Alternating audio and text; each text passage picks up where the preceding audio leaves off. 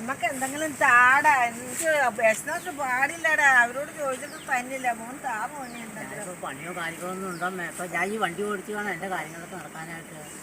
വണ്ടിക്ക് ഓട്ടോ ഇല്ല, ഒന്നുമില്ല. അപ്പൊ നമ്മളെ കാര്യങ്ങൾ നടത്തണില്ലൊക്കെ. ആരോട് ഞാൻ ചോദിക്കും. എനിക്ക് 2 ദിവസമായി കഞ്ഞി വെച്ചിട്ട്. വേറെ 3 മക്കളില്ലേ? അപ്പൊ അവരോട് ചോദിക്കാൻ പാടില്ല അമ്മയ്ക്ക്. അവരോട് ചോദിച്ചിട്ട് അവരെ നാട്ടി വിട്ടിട്ട് എനിക്ക് എനിക്കാണെങ്കിൽ വണ്ടിയുടെ ഓട്ടം കിട്ടിയിട്ട് പോകണം എന്റെ കാര്യങ്ങളൊക്കെ നടത്താൻ വേണ്ടി.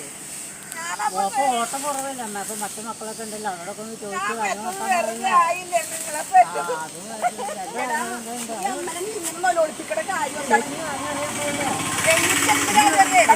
നിങ്ങൾ 4 ആൺമക്കളുണ്ടാവും.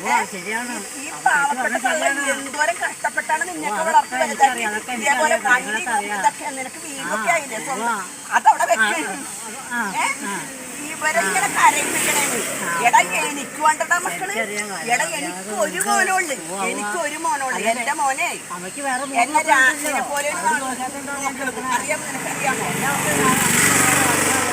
എടാ അങ്ങനത്തെ അവസ്ഥ അല്ലേടാ എല്ലാ മക്കൾക്കും ഉണ്ടടാ. പക്ഷെ എന്റെ മോനില്ലേ, എന്റെ മോന്റെ കാര്യം നീ കേക്ക്. അവൻ എനിക്ക് എന്ത് വേണമെന്ന് പറഞ്ഞാലും ഇല്ലേ അപ്പഴച്ചു തന്നെയാണ്. ശ്രീദേവി എന്റെ മോൻ നിക്കണണ്ട. അതാണ് ബാബുക്കുട്ടനല്ലേ? അതെ അതെ, ബാബുക്കുട്ടൻ്റെ അടുത്തൊന്നുണ്ടല്ലോ. ഞാൻ ചെല്ലണില്ല.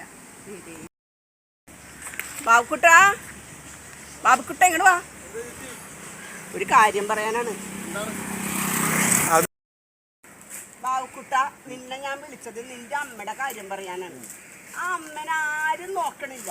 അയാളെ ചെറുക്കൻ മാത്രം നോക്കണുള്ളൂ. നിനക്ക് നോക്കിയാലെന്താണ്? ചേച്ചി ആരും നോക്കില്ല. എനിക്ക് 2 പെൺമക്കളുണ്ട്.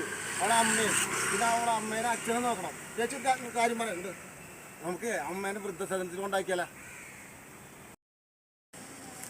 എടാ നിനക്ക് നിന്റെ അമ്മനെ കൊണ്ട് വൃദ്ധസദനത്തിനാക്കണോ അല്ലേടാ? എത്ര കഷ്ടപ്പെട്ടാടാ അമ്മ നിന്നെ നിന്റെ അനിയന്മാരെയൊക്കെ വളർത്തിയത്. നിനക്ക് നിന്റെ അമ്മനെ കൊണ്ട് വൃദ്ധസദനത്തിലാക്കണോ അല്ലേടാ? നാളെ നിന്റെ ഈ കൊച്ചു നിന്നെ കൊണ്ട് വൃദ്ധസദനത്തിലാക്കും. നോക്കിക്കോടാ.